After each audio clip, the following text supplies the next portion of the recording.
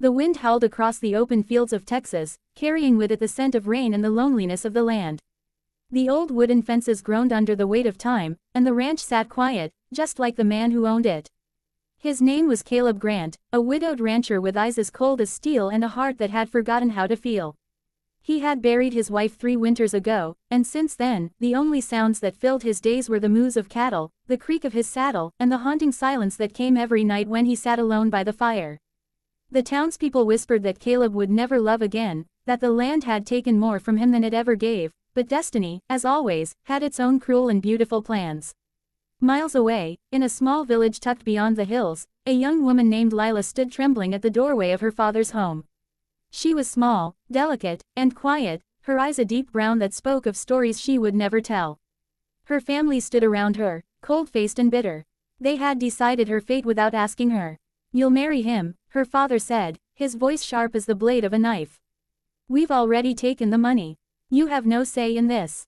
Her heart sank. She had heard the rumors, about the widowed rancher, about how he lived alone, about how he had paid her father not for love, but for companionship. The villagers called her Barren, for after 2 years of a broken first marriage, she had borne no child, and in a place where women were valued for their wombs, not their hearts, she had become a burden to her family. They wanted her gone. That evening, under a sky painted in sorrowful hues, she was sent away in a wooden wagon, sold off like property, tears glistening in her eyes as her mother looked away, unable to face the shame of what they had done. Lila didn't cry loudly. She just clutched the corner of her shawl and whispered to herself, "Maybe this time, I'll find peace. Maybe this time, someone will see me." When the wagon reached the ranch, the man who stood at the porch didn't move for a moment. He was tall, broad-shouldered, with the kind of presence that made the air shift. His rough hands hung by his sides, his jaw locked tight as his eyes met hers. "You're the one they sent?" he asked, voice low and tired. She nodded, unable to speak. He didn't smile. He didn't welcome her. He just turned and said, "There's food inside. You can rest in the east room. We'll talk tomorrow." Then he walked off into the rain. The house was massive but empty, echoing with silence. Every creak of the floorboard made Lila flinch. She sat near the fire that night, her hands trembling as she tried to warm them.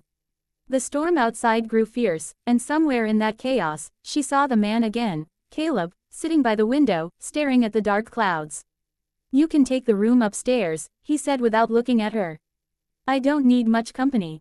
Just someone to keep the place in order." His tone was hard, but beneath it, there was something else, something tired, something broken. Days passed. Lila worked quietly, tending to the house, feeding the horses, cooking meals she barely touched. Caleb kept his distance, though sometimes she caught him watching her from afar, his eyes softening for just a second before he turned away. The ranch had been lifeless before she came, but now there was the sound of footsteps, the scent of fresh bread, the faint sound of humming when she thought no one could hear her. Slowly, the walls began to breathe again. One morning, she found him repairing a fence in the field, his shirt soaked with sweat, his face streaked with dust. She walked up with a jug of water, shyly holding it out. "You should rest," she said softly. He took the jug, drank, and looked at her. "For a long time. You work hard," he said finally. "You don't complain. That's rare." She lowered her gaze. "There's nothing to complain about," she whispered. "I've known worse." That night, Caleb couldn't sleep. He sat on the porch, watching the stars, and thought of her words. "I've known worse." What kind of pain did she carry behind that gentle silence? What kind of world had convinced her she was worth selling? The thought made something stir in him, something he hadn't felt since his wife died. The next day, when he saw her struggling to carry a sack of feed, he stepped forward and took it from her hands. "You'll hurt yourself," he said. "Let me." She looked up, startled. "You don't have to help," she said quietly. "You paid for me to work." Caleb froze, staring at her. "Is that what you think?" he asked, voice rough. "That I bought you like cattle?" She said nothing. The silence that followed was heavy. Then he sighed. "I didn't pay for a worker. I paid your father because I couldn't stand seeing him treat you like something to be sold." Her eyes widened, confusion mixing with disbelief. "Then why bring me here?" she asked. He met her gaze and said, "Because I don't need children, Lila. I need peace. And maybe, I thought you needed that too." From that moment, something changed. She began to speak more, laugh softly when the animals did something silly, and hum louder when she cooked. Caleb started coming in earlier, just to hear that sound. The loneliness that had once haunted the ranch began to fade like morning fog. He found himself watching her when she braided her hair, when she fed the chickens, when she stood under the sunset, her shawl fluttering in the wind. And she found herself looking for him, listening for his footsteps, her heart learning to beat differently. But peace doesn't come without shadows. One evening, as they shared dinner by the fire, a rider approached, the dust rising behind him like smoke. It was Lila's brother, his eyes cold and greedy. "You belong to us," he sneered, stepping inside without permission. "Father says you've got no right to stay here. The man paid for 6 months. It's been 4. We want more money, or she comes back." Caleb stood slowly, his gaze turning hard as iron. "She's not going anywhere," he said. "You'll get nothing more." The brother laughed. "You think she's worth protecting? She's barren, old man. She'll never give you a son." Lila flinched, tears welling up in her eyes, but before she could speak, Caleb slammed his hand on the table, his voice echoing through the house. "I don't need children," he growled. "I need her." His words hung in the air like thunder. The brother's face twisted, but when he saw the fury in Caleb's eyes, he turned and left. That night, as the fire crackled low, Lila sat quietly, tears rolling down her cheeks. Caleb knelt beside her, his rough hand gently wiping them away. "No one will ever sell you again," he said softly. "Not while I'm breathing." She looked up at him, her voice breaking. "Why are you so kind to me?" He smiled faintly. "Because someone once was kind to me when I didn't deserve it. I lost her. I won't lose again." And for the first time, she smiled, truly smiled. The house didn't feel like a stranger's anymore. It felt like home. The days that followed were golden. The ranch came alive with laughter and life once more. And though neither of them said it aloud, love had quietly found its way into their hearts, weaving its way through the cracks of their past wounds. But life has a way of testing hearts just when they begin to heal, and the test that awaited them would make both realize that love isn't about what you have, but what you're willing to fight for. The mornings on the Grant Ranch had started to change. What was once a place of silence now echoed with the gentle rhythm of two hearts slowly learning to heal. Lila woke every day before the sun rose, her hands busy kneading bread, her voice softly humming old songs her mother used to sing before the bitterness took over. Caleb would come down from the barn after tending to the horses, the smell of hay and leather clinging to him, and every time he saw her standing in that soft morning light, something inside him felt alive again. The loneliness that had built a fortress around his heart was crumbling, piece by piece, replaced by warmth he didn't think he deserved. And though he still didn't say the words aloud, his eyes spoke them every time they met hers. "You are home." Weeks passed. The small town began to whisper again, this time about the widowed rancher and the young woman who worked his land. Some said it wasn't proper, others said it was love blooming where pain once lived. But Caleb didn't care what they said. He saw how Lila smiled now, how she no longer flinched at every sound, how her laughter danced in the wind. He saw her spirit coming back to life, and for him, that was worth more than 1,000 empty opinions. One day, he found her standing in the field, the golden wheat swaying around her like waves. She looked like a painting, fragile and fierce at once. "You should be resting," he called out, his voice deep but gentle. She turned, smiling. "I've rested enough in my life," she said. "Now I want to live." Caleb's chest tightened at her words. He walked closer, brushing a strand of hair from her face. "Then live here," he whispered. "With me." She froze, her breath catching. "You mean, as your wife?" she asked, her voice barely audible. He nodded slowly. "If you'll have me. Not as someone who bought you, not as someone who pities you. As a man who's finally ready to love again."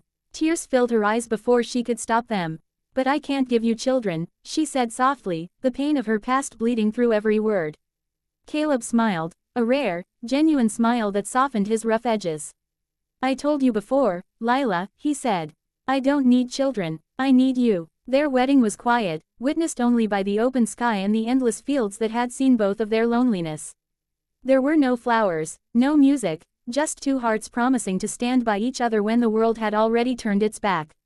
When Caleb slipped the ring onto her trembling hand, she whispered, "I'll spend my life trying to make you proud." And he replied, "You already have." For a while, life was kind to them. The days turned golden, the nights soft with laughter and whispered dreams. Lila learned the language of the land, how to ride a horse, how to calm a newborn calf, how to plant wildflowers that grew along the fences. Caleb, on the other hand, learned to smile again, to find peace in small things, her laughter echoing in the kitchen, her touch on his arm when he came in tired, the way she looked at him as though he had given her the world when all he'd really offered was his heart. But happiness has a way of attracting storms. One evening, as the sky burned red with sunset, a letter arrived from town, a notice from the local banker. Caleb's late wife's debts, long forgotten, had surfaced again. The ranch was at risk. He said nothing to Lila at first, hoping to find a way quietly. But she saw the worry in his eyes, the way he stayed awake at night staring into the flames. Finally, one night, she asked, "You're hiding something?" He looked away, ashamed. "It's the bank," he said quietly. "If I don't find the money soon, they'll take the ranch." She sat beside him, her hand resting gently on his. "Then let me help," she said. "I'll work. I'll sell what I can. We'll fight this together." But he shook his head. "You've done enough. I won't let you struggle again." Yet the woman who once had no voice refused to stay silent now. The next morning, she went to town without telling him, and by evening, she returned, her clothes dusty, her face tired, but her eyes shining with something fierce. "I sold my jewelry," she said. "And the loom my mother left me. It's not much, but it'll help." Caleb stared at her in disbelief. "Lila," he whispered, "why would you do that?" She smiled softly. "Because this is our home, Caleb. And I'll never let anyone take away the only place I've ever felt safe."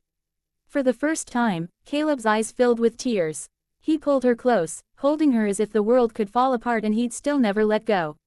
Weeks turned into months. They worked harder than ever, rising before dawn, sleeping long after the stars had taken over the sky. Slowly, the debts began to fade.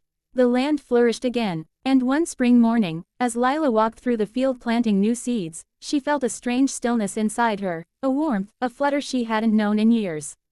She ignored it at first, thinking it was just exhaustion, but as days passed, the feeling grew.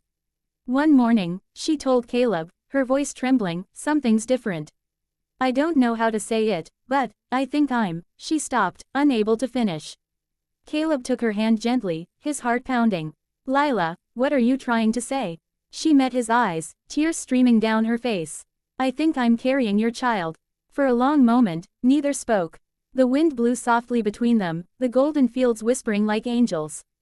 Caleb dropped to his knees, his rough hands trembling as he touched her belly. "After everything they said, after everything you believed," he whispered, voice breaking. "You're giving me the greatest gift of all." She smiled through her tears. "No," she said softly. "You gave it first, love. The rest just followed." The months that followed were filled with tenderness and hope.